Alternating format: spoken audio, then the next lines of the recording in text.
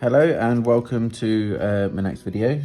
Today I'm going to look at the deck of my boat. So far we have already made sort of the hull, the frame of the boat that's going to hold everything together, and obviously the deck will slot quite nicely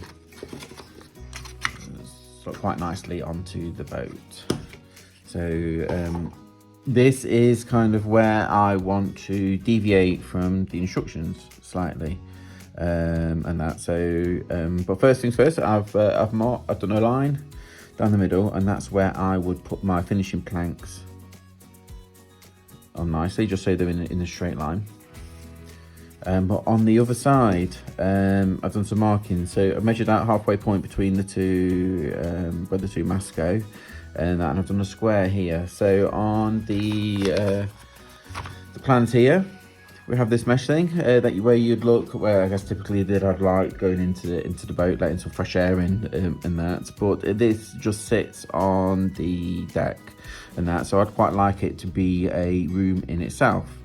So I've marked sort of where that is going to go on there, and I've done it 1 inch across. You might be able to see me writing there. So I'll do that on the opposite side of my deck, and then I can go in with a drill. Really, once the plank's on, I can go in with a drill on the other side, and then I'll tidy it all up and smarten it all up sort of when I start fitting things onto the deck.